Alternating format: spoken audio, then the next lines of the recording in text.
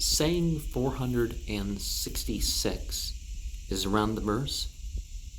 Hafizu ala salati wa salatil wusta wa bumulai qanitin. People talk about the middle prayer that we preserve. And is it the middle prayer in order? So that would be the dawn prayer, which is also typically the coldest time of day. Is it the hottest time of day? The middle after the noon prayer? Or is it the middle of the day prayer, the early afternoon prayer? Or is it something different entirely, like the inner side of the prayer? And no, don't be like one of those people that say, well, I've got the inner side and the spirit of things. No, if you're not trying with the outer, you're not catching the spirit. I'm sorry, that isn't how it works. If you're limited in terms of your material manifestation of a deed, that's one thing.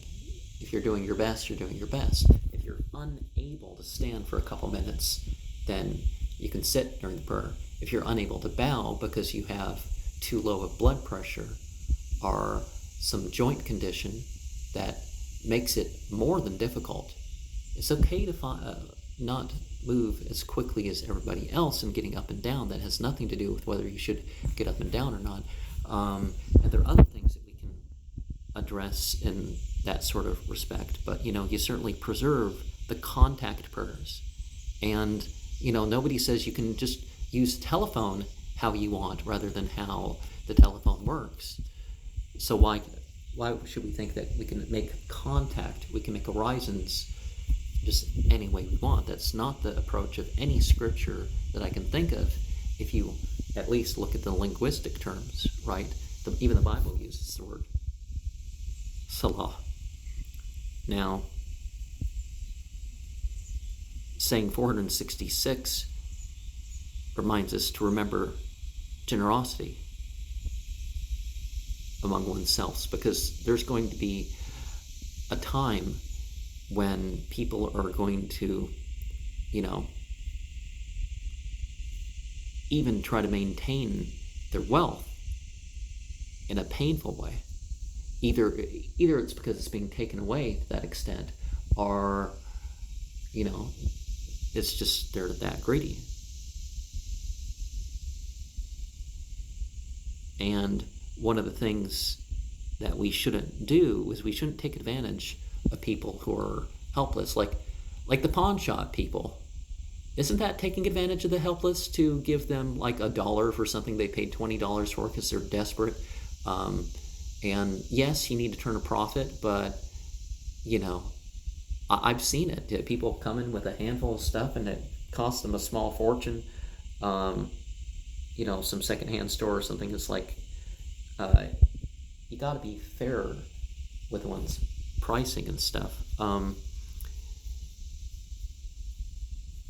I don't think I can summarize that issue too quickly, but yeah, because this is something addressed in the saying.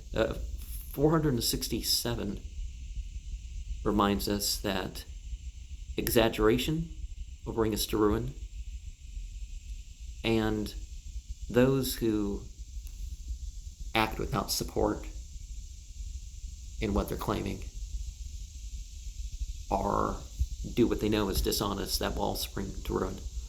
And this is referred to Ali, of course, because in the Sunni tradition, the enemies of Ali are the disbelievers. The believers are on his side, and those who exaggerate about him are the rejectors. And that's the Sunni narration thing. And there's Shia narrations that point out the same thing.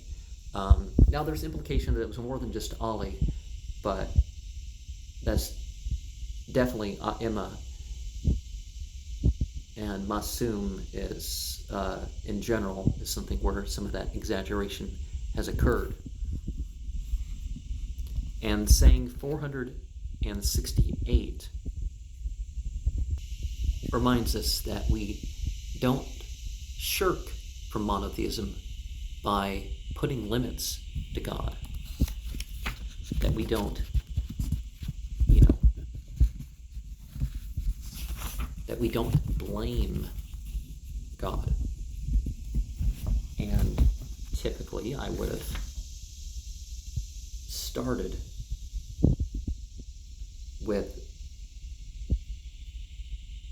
Sermon 210. So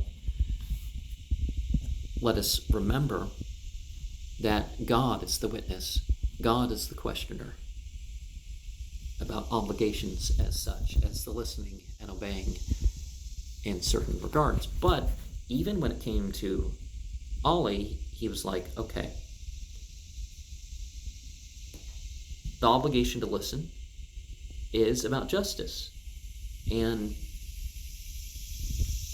prosperity of the system of judgment, prosperity of this world. And that which is without wrongdoing or misunderstanding or whatever.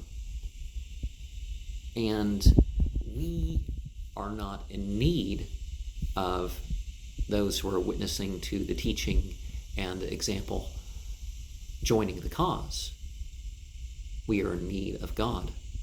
God can make these things the means, certain individuals listening, their obligation to act out certain things.